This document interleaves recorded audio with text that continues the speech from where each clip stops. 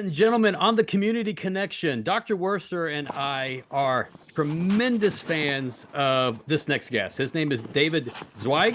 I think I said it right, my friend, David You got Zweig. it. You got it. And, Yeah. and the first book, David, that connected us was this book called Invisibles that Eric and I both read. And we were like, you know what? This is going to be a great author. Maybe we can get on the show. We were like, no way. He doesn't have time for us. But hey, what's going on? David is on our show. And not only we're going to talk about his last works, but we're going to talk about his current works, David, An Abundance of Caution, which is something as two educators, two former school leaders is, we lived as a father. I lived it as an educator. We lived it. So I'm just so excited about digging into your research and your findings, and also just talk a little bit about music and just some Gen Xers over here just kind of like Yeah. hamming it up. So how you doing, man? You doing all right? Doing great. Yeah. Doing great. David, again, Outstanding. great to have you on the show. So Invisibles, what first drew you to Invisibles? Those quiet professionals who just kind of shun the spotlight. What made you want to write about that? So at the time, I was trying to sell a book on a different idea. And I was just sort of like building up my clips. As a journalist, you can't really generally get a publishing deal as a writer unless you have, some sort of book of credentials. So I was writing a bunch of articles with like another goal in mind, but I had worked for many years as a magazine fact checker. This is like before that fact checking became kind of politicized the way it is now. But at the time, it was just grinding out, just checking facts. And the thing about that job is that if you're perfect, no one thinks of you. Like, the readers, they see the writer's byline, maybe they might think of an editor or at least but fact checkers, if you fact check everything perfectly, then no one will ever be aware of you. It's only if something goes wrong that there's any awareness of like, wait, who fact checked this article? There's an obvious mistake in here. And that always stuck with me as like a really kind of profession that was sort of like antithetical in some ways to the way our culture works, or everyone always wants attention. Yep. So that was in the back of my head, and I pitched an article to The Atlantic. I just had been thinking about that just kind of on a lark. In the back of my mind, I was like, this could be a book too. And it was called What Do Anesthesiologists and Fact Checkers Have in Common? Because anesthesiologists, similarly, it's like after you have a surgery, you'll always, not always, but patients will thank the surgeon. They'll send them a fruit basket or whatever, but no one thanking the anesthesiologist, yet they're sort of running the operating room. Absolutely. Yes. But they're basically, again, I think the phrase for anesthesiologists is like hours of boredom, moments of terror. It's like if everything goes right, then no one thinks of them. So anyway, so that kind of sent me on my path to wanting to kind of explore like what type of people go into these types of professions, not invisibles who are someone who's like a custodian or working in a warehouse. Those people are important in our culture and in the economy. But I found it more interesting to think about people who were highly skilled professionals, but who chose to go into a profession, or by the way they conducted themselves, as such that they really weren't interested in getting attention, or where when they did their job perfectly, they kind of faded into the background. It's a very particular type of personality that thrives in that environment. And I thought it was fascinating because it just runs so counter to the American ethos in many regards. It does. Yeah. I remember I travel a lot. So I had that book, man, like on Audible, and I was, and I was like, man. And my favorite chapter by far is the chapter about Radiohead and this gentleman named Plank. What a great freaking name too, right? Plank. I mean, it's very punk rock. It's a very punk name, you know what I mean? And and he's memorable, and both with with me and Radiohead fans. What stuck with you the most about that journey? I know we kind of mentioned a little bit that Radiohead was like a moonshot try to get with you, but like he was my quintessential character in that book, The Invisibles. Just what were some other insights that you had about his alchemy and his art, with working with Radiohead? I think what's so fascinating about him and the other people just kind of overall who I had profiled in the book is that this is a guy who he could have gone on to a sort of higher position. You know, Radiohead, when you have a band at that level, I mean, it is a huge machine. There's a big apparatus. There's however many number of like giant tractor trailer trucks, you know, filled with the gear and the buses and the like. This is a huge business. It's an operation. They're artists, but this is a business when you're selling out, you know, arenas with 20,000 people night after night, when you're recording albums that millions of people listen to, et cetera. So he could have got, I forget what it was, but it was some other role like tour manager or something like that. At one point, I think it was offered to him or it was a possibility. And he was like, I just like doing this. This is great. You know, like this is enough. And that's always stuck with me, that it's like the idea of sort of like always striving for something that's superficially a more, I don't know, a position that has more cachet or pays more, that, you know, at a certain point, maybe there's value in just kind of enjoying what you do, that it's like, this is really rewarding. I love what I do. So he's just a super cool guy, super creative in his own right. You know, there's such an art and craft to taking care of that much equipment. And when, you know, the pressure's on there, I mean, the amount of pressure to make sure that everything is perfect when a band is going to go in front of 20,000 people. And then when something inevitably goes wrong, because things do go wrong, to be able to operate in the moment, like resolve the problem, it's really impressive. Yeah, I love it. I that resonated with me so much. And Eric and I, the first time I saw Radiohead was when I think it was when In Rainbows came out, Eric. I think it was. And now when I was listening to that chapter about it, I'm going through, it's like, did I even see Plank hand Tom? You know, maybe I saw the armors, you know, he's probably wearing a backstage badge or something. But interesting fact, David, today is the anniversary of Moonshaped Pool's release, the last album. So yeah, a little Radiohead trivia for there. Nice. But anyway, I thank you for bringing Plank's story to life, making it visible, you know, even though he probably would have found that awkward. It was just a cool moment. So I really appreciate you sharing the world, sharing Plank with us. So yeah. It was my joy to be able to travel around the world and interview people like Plank, who were just really impressive, interesting, cool, admirable people. That's awesome. Awesome. David, one more question on Invisibles, which I do have hanging out right back there.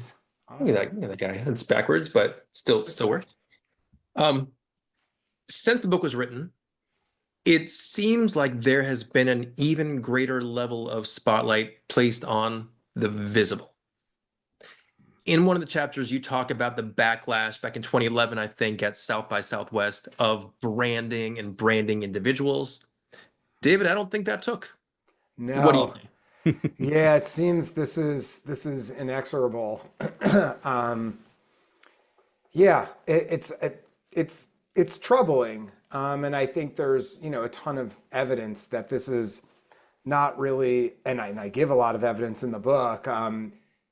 This is not a path to satisfaction. I mean, look, just as like a segue to, I'm here chatting with you, and I've been on, you know, promoting my current book, Abundance of Caution, where I've been on a bunch of TV shows, a zillion podcasts, a lot of press. It's been wonderful and it's rewarding, but it's also, you know, this is what they would call like an extrinsic reward, which have value, but that never lasts the way intrinsic rewards do. You know, when you're getting your sense of satisfaction from someone else's approval or attention, it doesn't last. David Foster Wallace had like this great thing where he was talking about this, I don't know how many years ago. Nice. Look at that. On cue. I forget which book it's in. It may have been in a book or in an interview, but he called it like the greasy thrill of Mm. attention. He may even have mentioned like eating French fries or something, and he likened it. He's like, look, it tastes great in the moment. You know, you're like, oh, Yeah. gobbling it up. It's awesome. And he's like, and then like 20 minutes later, you're like, oh, Yeah. and like all that satisfaction and stuff disappears, and instead you just feel gross. Um, so I think there's something to that. Yeah. So look, I'm not immune from enjoying getting attention. It's fun. I don't think we need to like pretend that that's um, uh, inconsequential. Like, Yeah. 'cause humans naturally do want to be Sure. admired or rewarded in some way, but I think that the balance on that is so off kilter in the culture now that Yeah. this is a banal observation at this point, but like kids Mhm. they want to be an influencer and whatever, Yeah. and Yeah. it's like, you know, so when my daughter was younger, she used to watch these like families on YouTube.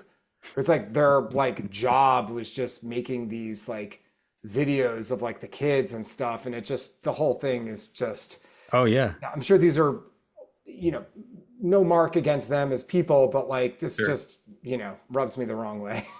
Instead of living with the family you've got, it's watching some other family do those things. Yes, and I pointed that out to her on many occasions, which you can Yep. imagine a little kid, Yep. yes, they're really sunk in. I'm like, Yep.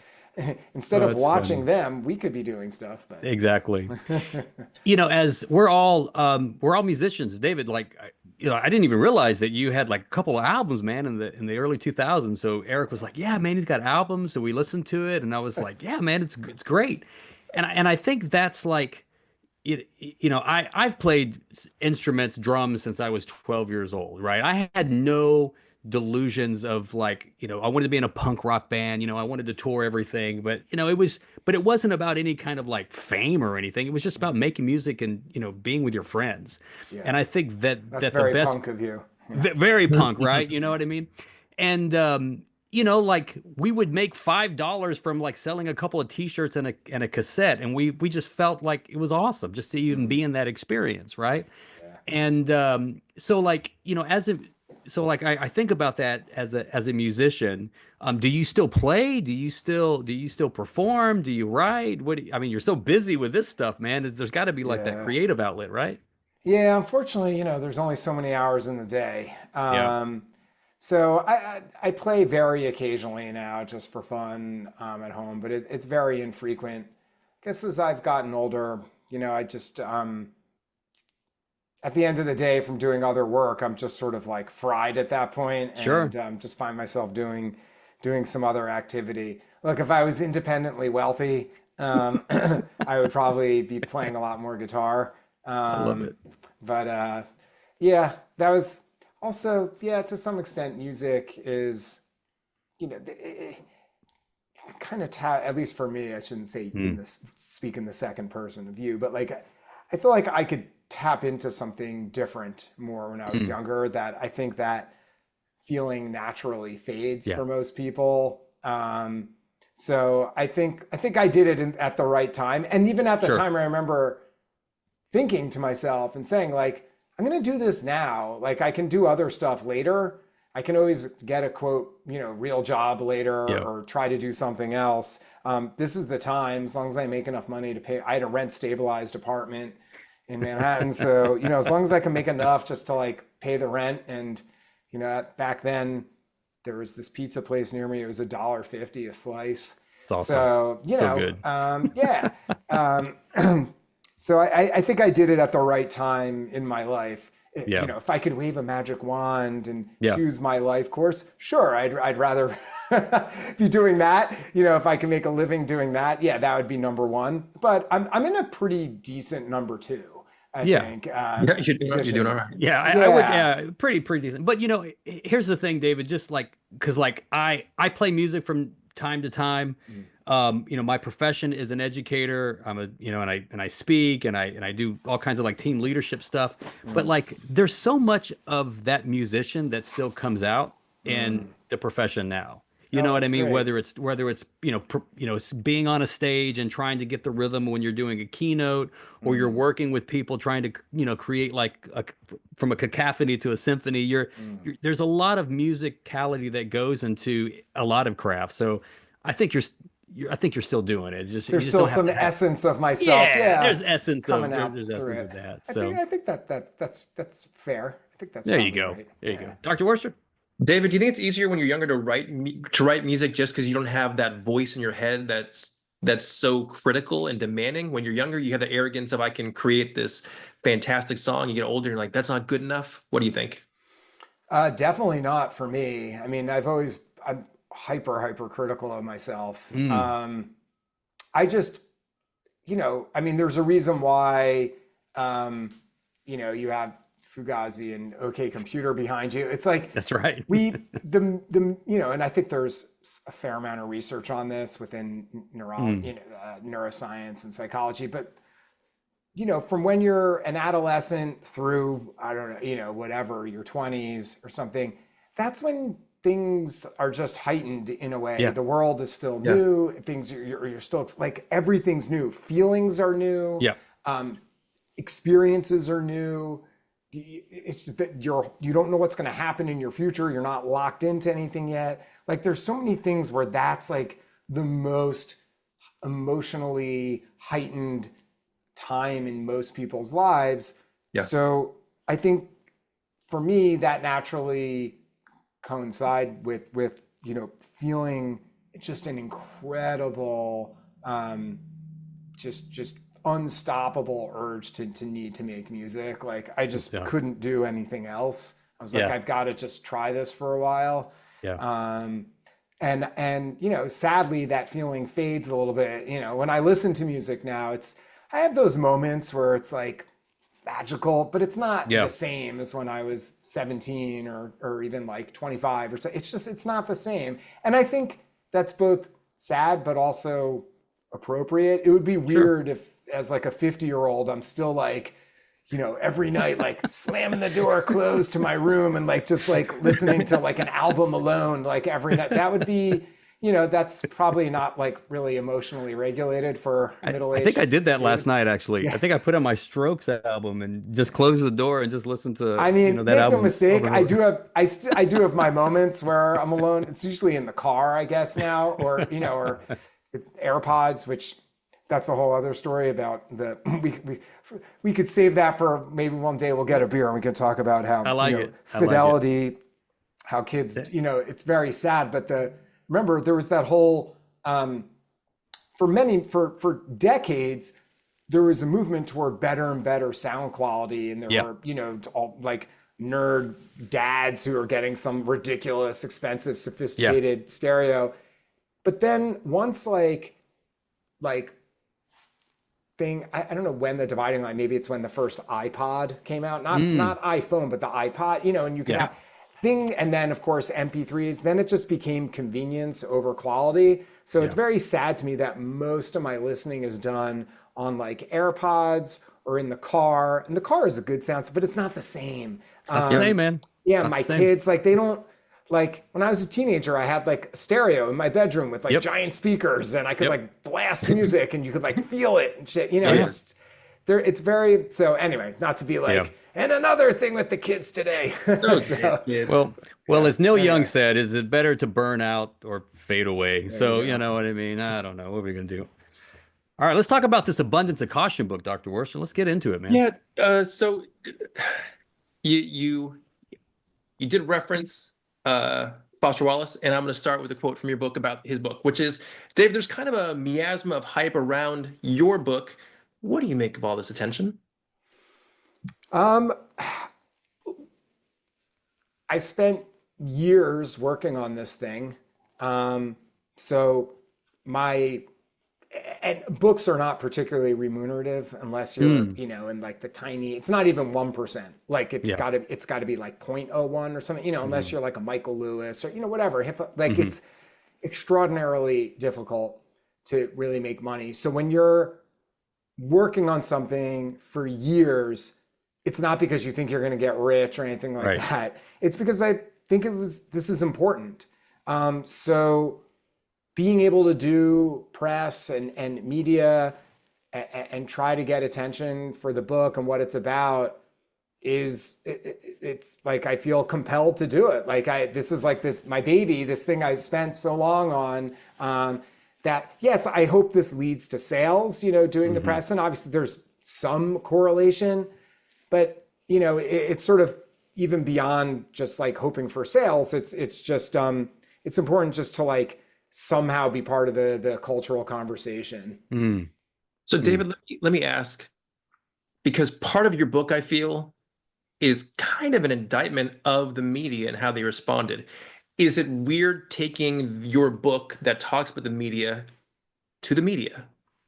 Well, it depends which media. If I'm talking to like Substackers and podcasters generally, then there's no real conflict, by and large, because I don't indict them necessarily. Sure.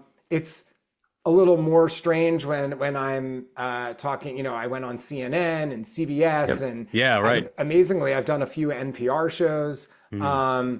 Bill Maher just mentioned your book. Yep, Bill Maher was great. I mean, I wouldn't group Bill Maher though with like the New York Times and stuff Yes, as far right, as right. like kind of legacy media. But Yes. so my attitude is I want to be generous if I can to anybody who wants to have me on, because like it's funny, some of my fans are people on Twitter, or just people I'm in text groups with. They're like, oh, like, oh, that guy on CNN, he's the problem. And this, you could have said this, or why didn't you? And it's like, What's that going to help? maybe. What's it going to do? What are you going to do? Yeah, I just believe in trying, if I can, in trying to be gracious. And like, I am grateful that someone wants to have me on, that they have the interest or maybe even courage, depending on what the environment is. So I'm not going to be an asshole if someone Yeah. invites me on their show. I'll try, or at least try not to be. So I think I can still make the point about my book and be able to discuss it without at the same time, like, trying to like rip someone apart who was nice enough to invite me on their show. Yeah. Well, That's and I think my that attitude. discourse is what we were lacking, and with a part of that, I remember watching you, man. I watched that CBS morning show. I thought they did you dirty, man. I thought they did you dirty, bro. So, but we'll probably tag that on this show. But you're speaking truth to power. I mean, and if and I think that takes guts, man. And that's punk rock, man. That there's nothing more punk than, That than is punk. truth to power. So. David, I want to Finally, punk rock. David, I want to pull out a little bit of a quote from your book. It's a little bit lengthy. I won't read the whole thing, but you said basically the system was such that only evidence that aligned with pre-existing official positions was published and promoted by the authorities, and evidence that conflicted was rejected or ignored. From my perspective, many of those same patterns, selective evidence, institutional defensiveness, also sometimes crop up in my field, educational research and policy. So like if the right educators like something, that practice is promoted. It can make it really hard to believe any kind of research without seeing it as having some kind of ideological bent. How do we correct this, David? Good question, man. Yeah. So, yeah, I mean, I think what you're describing and, as experiencing and what I talked about in my book is, I mean, this is one of the reasons why, to my mind, while my book is about the pandemic and, or it's describing it's really not about the pandemic. It's actually about America, and more broadly, it's about how institutions work, how people in a sociological context are tribal, and like all these. The book really is about these larger topics about how decisions are made and how we interact and behave based on certain things that are going on. And what you're describing, of course, there's when there's the cool crowd or the respected people with any particular field, what they say, as I talk about this a lot in my book, the argument from authority, which, as you both know, this is considered a logical fallacy. This is, something is not true simply because of the person's credentials, but all too often that's exactly, and, and it's not an unreasonable like heuristic, for people to use on a certain level, but that should only go to a certain point, and certainly for professionals within a field, they shouldn't just default to, oh, well, so and so says this. That's it's a bit lazy, and it's also really harmful.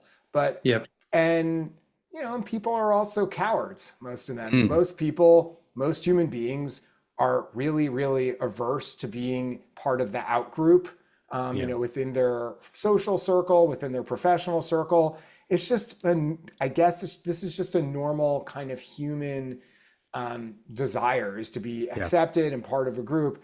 For whatever weird personality quirk I have, I'm highly, I have a high tolerance of being alienated or in an out group. I just don't care. Or, I mean, it's not that I prefer for people to like me. I'd prefer to be in a group, but I've just always had this sort of aversion to like needing to be part of like some group or cool crowd. I just, if something seems wrong to me, I'm going to say it. If something seems right, but it's different from whatever, like, and I don't quite know why my personality is that way. But that's what happened during the pandemic. Like everything around me, like my town where I live, the major media of which I, have been a part for a number of years, having written for The Atlantic, the New York Times, and New York Magazine, and a bunch of other places, published books, with major publishers, that like everything around me, or almost everything around me, was pointing in one direction.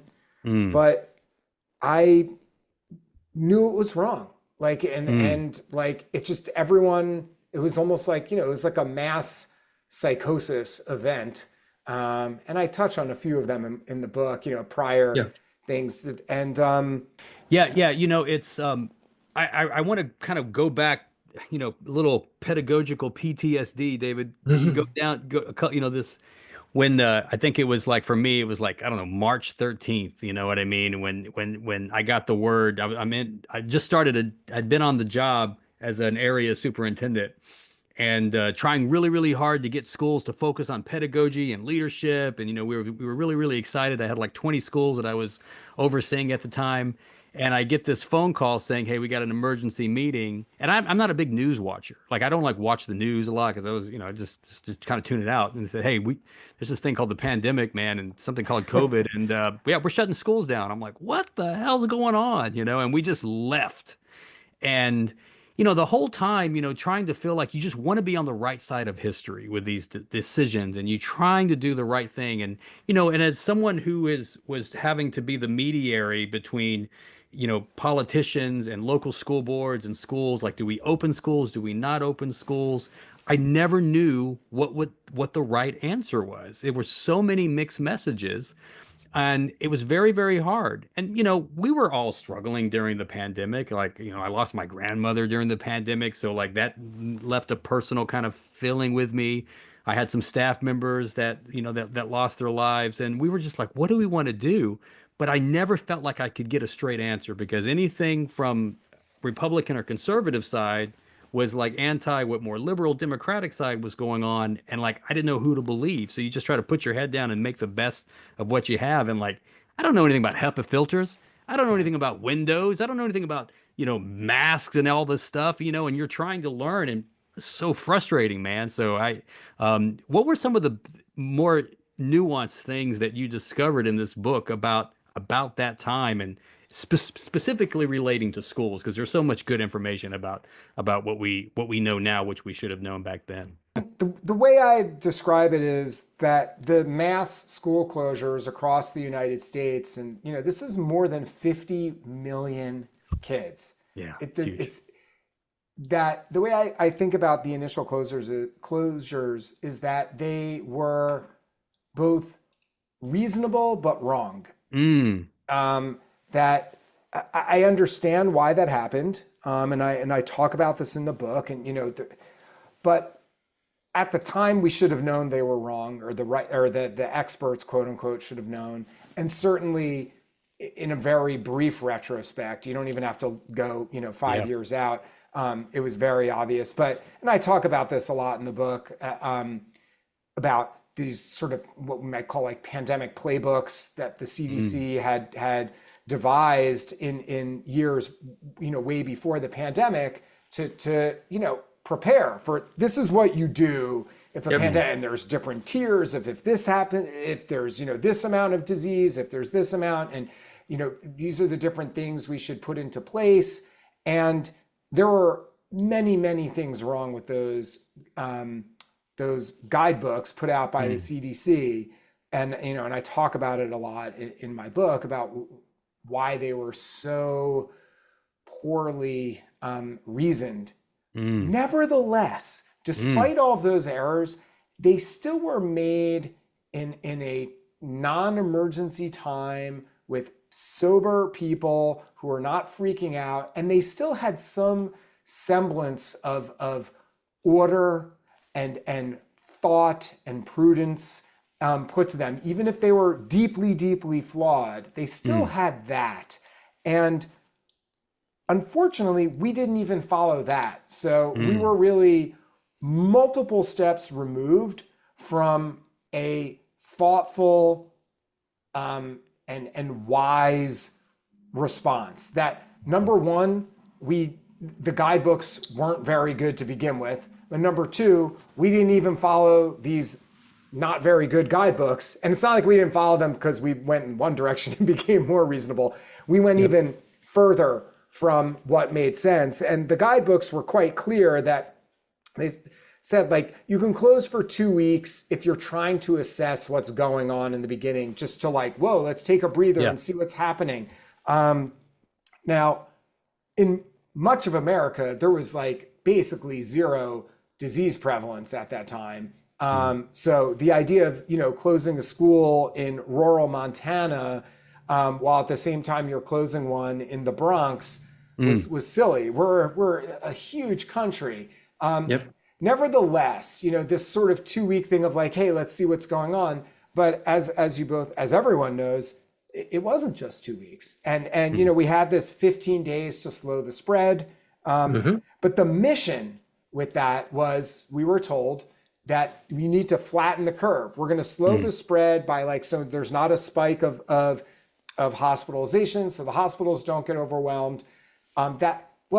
In New York, where I live, I'm just north of New York City, but in the New York area, by the end of April, new cases had fallen by something like 50% since like a peak of early to mid-April. I forget the exact day. It may have been like April 12th or something was kind of the early peak. And it just drops off a cliff. So by the end of April, I was talking with a friend of mine. I'm like, okay, so when, I guess they're going to open the schools, right? He's like, what do you mean? I'm like, well, we did it. We flattened the curve. We were given instructions, we followed the instructions, and we achieved the goal. Those three things, like, just well done, America. Unambiguously, those things happened, and it was, Charlie Brown with the football. With was it Lucy who pulled the football from him? I think it was Lucy. Yeah, Lucy pulling, the part of Lucy is played by Deborah Burks and Anthony Patchett, that like. That's a funny cartoon. They yanked the football from us, and they're like, oh yeah, remember how we said it's 15 days? Well, we're going to add another 30 onto that. And for the most part, like, no one blinked at this additional 30 days. A few people did, but when I say no one, I mean the sort of like elite kind of institutions within our culture. And then it just kept going on from there. So, and then, that was kind of the original sin, and people can say, well, there was so much we didn't know. It's a fog of war, blah, blah, blah. And I talk about all this in the book, that schools began to reopen in Europe at the end of April, the beginning of May. Millions of kids, were back in school, began going back to school there. There was no observable impact of opening schools there. The education ministers met at the EU, and they said this out loud. There's no observable effect. They met a second time in June. They had the same exact observation. We've got 1 million kids in school at 22 countries. We're not seeing any impact of this. And even beyond their statements, you can just, anyone, the New York Times and all these other places had these, graphs, or you could see, you could oftentimes slide, a thing on there, and you could see what's happening with cases. All you have to do is look at Europe. Cases went down after they began reopening schools. Now, I'm not suggesting that opening schools makes cases go down, but what that did show was that opening schools did not lead to a calamity. And this was not like, one tiny school in Luxembourg. It's, again, 22 countries. But David, I gotta say, I never heard any media outlet talk about this. It was CBS. Yeah, I never heard any. CBS may have had some talk mention about on their this. website that no one looked at, but the Chiron in really small print. Yeah, exactly. Sure. 6-point font. This was virtually just completely ignored. This should have been splashed across, the proverbial, front pages. This should have been running on every TV station. Great news. Europe schools, have begun reopening, millions of children in school, no observable effect. I mean, this is a huge deal. The media, by and large, completely ignored this. I watched that video of the education ministers over and over again, because I was like the cartoon character, like rubbing his eyes at the mirage in the desert. Like, it seemed fake. It seemed like I couldn't believe what I was hearing and seeing, that when they said there's no observable, I'm like, how could I ultimately wrote about the meeting myself in an article in Wired that spring. But I just couldn't believe this was not getting covered.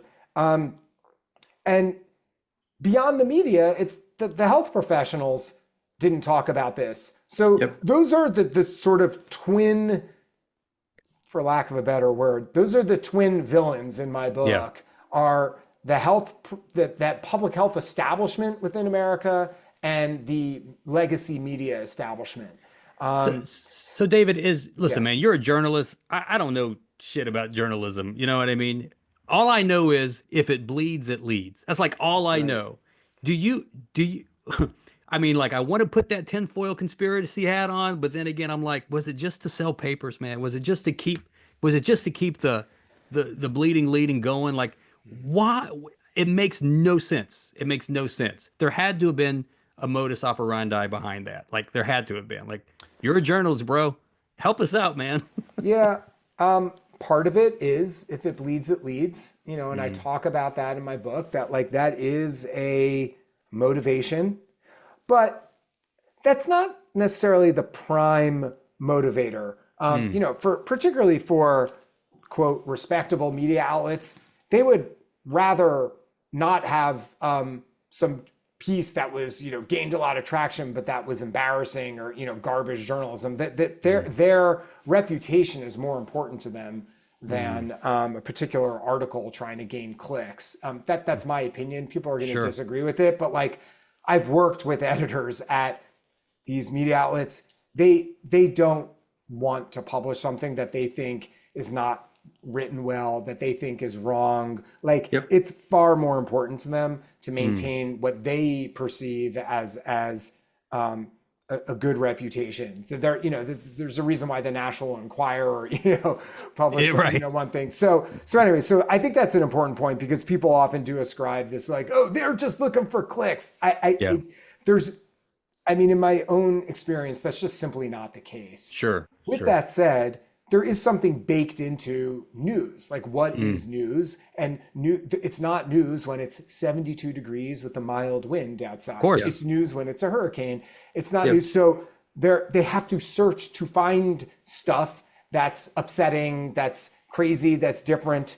And I talk about a study in my book that was done where the media in the United States had a far, far more negative tone than English language media outside the United States. And I give tons of examples of this in the book, anecdotal, but just to sort of show that I wasn't just cherry picking something. Right. There's this other analysis, I think they were out of Dartmouth, the researchers. There's ways of sort of scraping language and doing a sort of tone analysis. Wow. So the American media was somewhat unique in its hysteria, and in particular, its fear mongering around children in schools was Yeah. just an extraordinary, and I mean that in like the literal sense of the word. It was extra, ordinary. Yeah. It was not ordinary what they were doing about kids in schools, and they caused a tremendous amount of harm unnecessarily to a lot of kids in America. There were plenty of kids who did okay. Yeah. Not they could have done better, but their families, the wealthier families, kind of the people, many of the people who I know personally, kind of, upper middle class, whatever sort of, knowledge workers, if you will, Yep. the laptop class, whatever kind of term we want to use. Not all, most of their kids, they may have been like, this sucks. This is not ideal. No one thought this was great, but they're like, it was this thing. It happened. We're doing the best we can. This is scary, whatever. You could just, the list of excuses. But that wasn't the case for a lot of kids, particularly kids from low income backgrounds, particularly kids, regardless of their family income, who had whatever type of learning challenges or social issues with, with being alone. Those kids suffered tremendously. And there's an enormous amount of evidence that the harms from that are ongoing and will may be very long lasting for a lot of these kids. Hey, David, I want you to know I did an email search earlier today, looking back at some of mine, and both I and this guy, Provincio, a lot of times an abundance of caution showed up. So that was my tagline, an abundance of all caution. over the place. Staff out of abundance of caution. Phrase, like that was his tagline. I knew that had to be the title of the book. That's perfect. That's perfect. Phrase that, and it was used, I believe, the very first time they closed schools here where my kids are in our district, that it's the, out of an abundance, there was and it was written in this manner.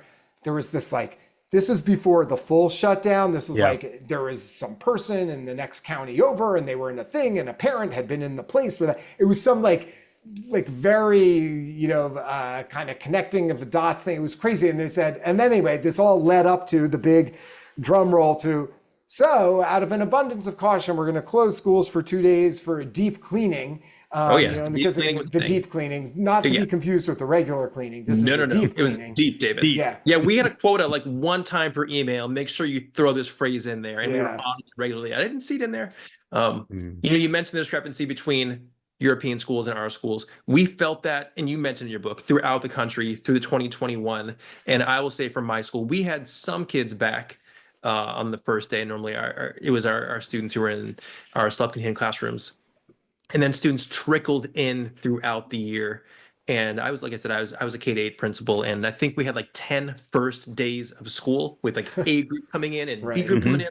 And every time it was going through how the school looks completely different, how you have those folders on your desks, and how we're now doing in-person learning and virtual learning at the same time, which we were told was fine and it'd be great. But neighboring districts, they didn't go back at that same speed. Sometimes they didn't go back at all. And I don't just mean kids, I mean staff and admin.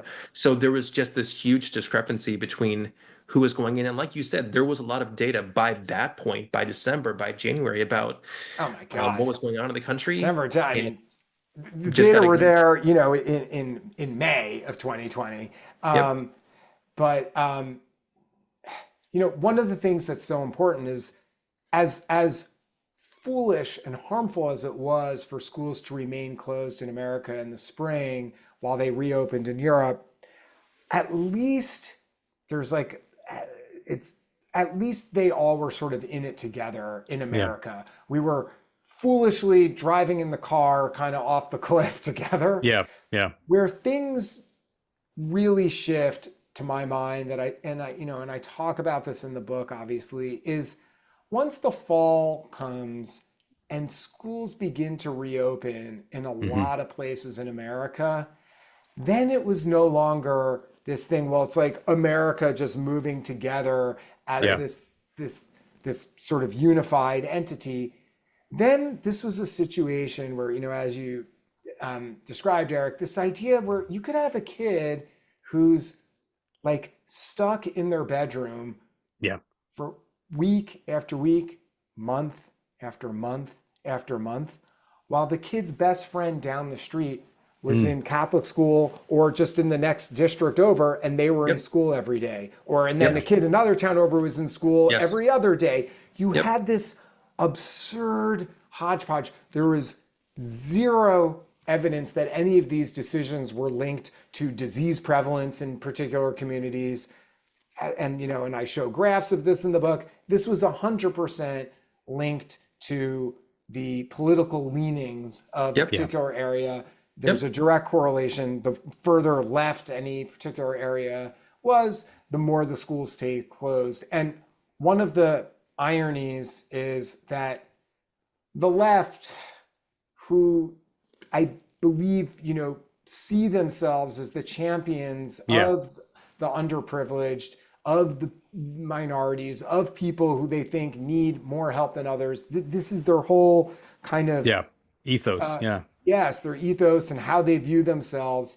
The irony, of course, is that the left harmed those very kids who they purport to help. They harm them the most.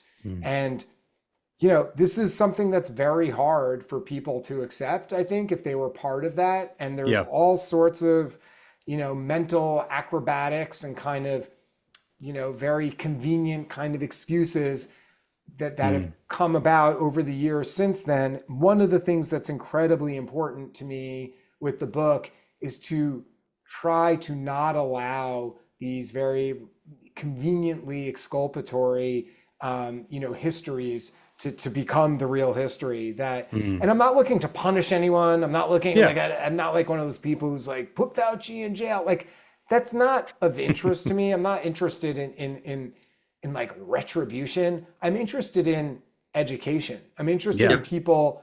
And look, someone can disagree with me and say, who are you to say you have the official, record of what happened?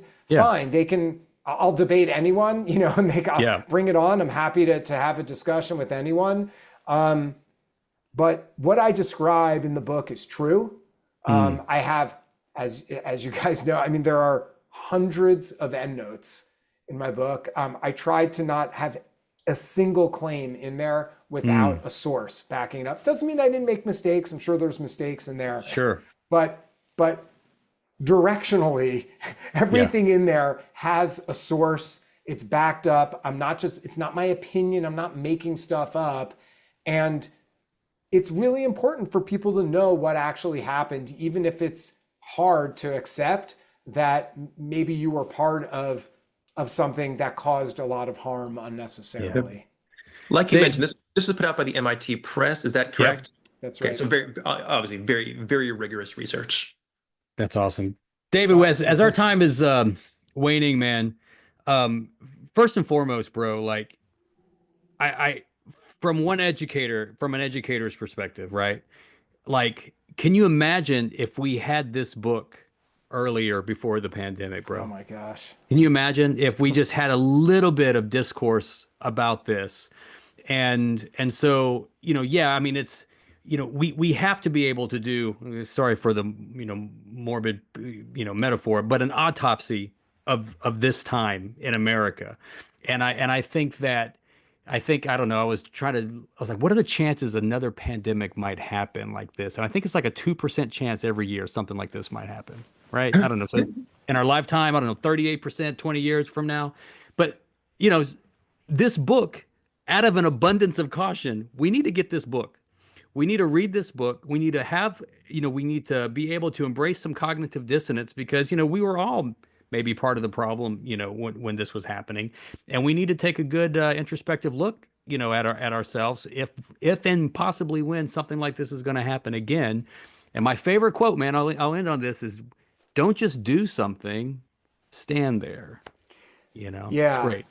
So thanks for saying that. And, I would just say to your point that the book is really not about like in preparation for another pandemic. Sure. It is, but it's really about understanding how the gears turn. And that because there's going to be some other crisis. That's right. And indeed, there's always an ongoing crises. There's always narratives and things happening. Eric, you started off talking about how like there are certain things within, pedagogy or within, that are, oh, this is the accepted thing, and Yep. I know there's been news about this for what, the past year, a couple years, about the methods of reading instruction, and Sure. there was this sort of very ineffective method that was in vogue in a number of places for a long time, even though the evidence never really supported it. But obviously people in certain institutions within. George W. Bush said, "This is good. I'm not doing it." Right, right. Right. So these things, it's not just about preparing for a pandemic. It's about a way of thinking. It's, to me, what I'm interested in is sort of epistemological kind of questions about, like, how do you know what's true? How do you know? And for people to have the courage to and the interest to actually pursue evidence and demand empirical evidence for things if we're going to put things into practice. And that's certainly, look, guys, I mean, all the time, and I'm sure my district, I don't want to single them out, is any different probably from many districts in the country. The amount of things that get implemented that I'm like, what is the evidence behind this, that this is actually beneficial? The amount of edutech stuff, and I talk about this a lot in the book. I have that chapter, I don't know if you guys got to it, where I kind of walk through the history of technology and education. And it's like, over and over, we're like given these promises that, like, oh, this is going to make everything better. And it does, and each time it's a letdown. But nevertheless, people in administration seem to be very swayed by, it's very sexy. It's, oh, let's get everyone Chromebooks. Oh, there's this new the software is amazing. This allows the teachers, now they can like grade the papers and this. I'm like, they could do that before. Oh, but it makes it more efficient. Whatever it is, it's like, this is not, there's no evidence this is bringing about better results. There's a fair amount of evidence that this brings out worse results. Sure. And there's all this stuff. I don't need to tell you guys all this stuff, with like, I love it. Holding a pen in your hand, the physical implement, and writing notes down, that has a different effect. And like, Nietzsche talked about this years ago when the typewriter came out. He was like, I am thinking differently now that I'm typing. And he was upset by it. He was like, everything feels different using this device. It's sad to me, and I don't know what's taught in like Bank Street or these other, prestigious education programs for people who become teachers. But like, it seems to me, by what I observe, maybe I'm wrong, but certainly what I observe is that they don't really think a lot about the medium, the tools of education, or if they do, they're not thinking about it the right way. That instead, so anyway, this is a bit tangential to your point. No, it's great. It's all about the idea of like, demand evidence. Like, if you want to try something new, fine, then say it's a trial. Don't lie and say that it's, oh, we have this. It's just incredibly frustrating for me as a parent. And like, I'm not a Luddite. I'm not, part of a Waldorf school or something. Like, there's some value in these things, but the idea of this sort of, to me, what appears to be unthinking, not only acceptance, but championing of whether it's certain techniques, whether it's certain technologies, that to me is all of a piece of what we saw in the pandemic. It's just yet another thing, where you have this kind of groupthink where adults are behaving like a baby. Look at this new shiny toy. I want that thing. That's a lot easier than just doing the grunt work of teaching. Reading and writing. Yeah, exactly. And that was the genesis of my question, David, for you earlier, because we do tend to do that. Well, David, I just want to say I did love reading your book, although it was painful in a way. Just seeing that front cover brought me back. Just going back, and what I would say, just for educators, is we were scared. Like, I was afraid. I'm sure Nathaniel was as well, because we were sold a story.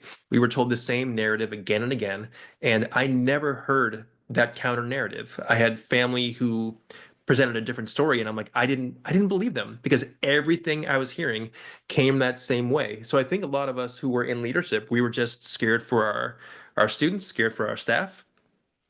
I know you mentioned in the book just kind of you're back and forth with your school trying to buy like tents and get kids outside, and of course the fire code, I guess, didn't allow kids to be outside, That was one of which is like a litany of interesting. excuses. Then that's when I was like, I give up. If you're like telling me that it's a fire hazard to have class outdoors, like what are you even talking about? But And they just didn't want to do it. It was no, like, as you know, there was nothing you could say. And I there know was Nathaniel got a lot of literally that. no amount of evidence, no amount of money, no amount of like it didn't One good happen. matter. And and I talk about in the book, I wrote this article for New York Magazine where I profiled, speaking of the if it bleeds, it leads. I wanted to do the opposite. I pitched them this idea. I said, let's do an article where schools are open full time, the kids are there every day, full capacity, and nothing's gone wrong. That's news. And That's I was great. able to get, I was like, no one's writing this story. The New Yeah. York Times only wants to write about there's a school in Georgia where there's an outbreak. Well, Yeah. like, okay, fine, but there's 1,000 schools where an outbreak didn't happen, Yep. but all they Yep. care about is the one school where it did, Correct. and setting aside that there's no evidence that that the school caused Right. the outbreak, whatever. But I'm like, let me write something about schools. They're open full time. I want to show people because we already have Europe. Somehow that's too far away. You're ignoring Sure. them. This is right here. I wrote the article. They're open full time. I did this really in-depth analysis within Westchester County where there was, I don't know how many, like 100,000 plus, student, whatever the totals Yeah. were, 40 different districts and districts that were open full time, districts that were open in this hybrid schedule, and districts that were closed. There was no benefit. There was no benefit for the schools that were closed or the schools in this ridiculous hybrid schedule that my kids are in. Yep. But once I wrote this piece, I was like, all right, this is it. It took Yeah. a long time, but like, I understand that I disagree with them. This is absurd that they weren't looking at the data from Europe. It's absurd we're not looking at red districts. Okay, finally, it's October. We're just gonna show them. Now we have the data, it's there. And then, so I sent it to them and they didn't care at all. Yep. They were like, Didn't make- their response was, people feel scared. And that's Yep. all that Wow. matters. And I'm like, Yep. how are you people educators? Like, what are you doing? What lesson are you teaching here crazy. that when I present you with evidence, Yep. and I'm not asking them to do their school opening policy based on one journalist, but there were Emily Oster had produced a lot of evidence. Yeah. There was enough, and they didn't care. It was people feel scared, and that's it. They were, I mean, this is for another day because the podcast, I know we're out of time, but like, there is something interesting, and you guys, I suspect you are in some regards are different, but like there's a personality type that, this kind of self-selects within, bureaucracies and particularly, perhaps within education. How do you rise through the ranks to become a superintendent or become a chancellor of schools in a city, whatever Yeah. it is? And it's like, these people are not bad people, and some of them may be excellent at their jobs in many regards, but they were not up to the task of independent thinking and of leadership. They just weren't. And they fell, and unfortunately, and nevertheless, despite those failings, I'm sympathetic to them. They're not epidemiologists. I'm sympathetic to you guys, for leaving this, and to regular people. The problem were the experts within our country failed us. And it's reasonable for regular people to have believed them. It's like everyone you have your own job. You're trying to run a school district. People are teaching classes, and everyone else is doing what they do. It's not. They counted on these people to present them with the truth, with evidence, and they didn't do it. It's really hard for sort of liberals to hear that, of which I used to count myself as one of them, a sort of classic liberal, where it's like, well, these are the good guys. They failed. They really failed. They harmed a lot of kids because of it, and we need to talk about it. Yeah, I agree. Take our medicine, engage in the cognitive dissonance, read the book. And I just want to, as we end our time, you're an advocate for education, whether you realize it or not.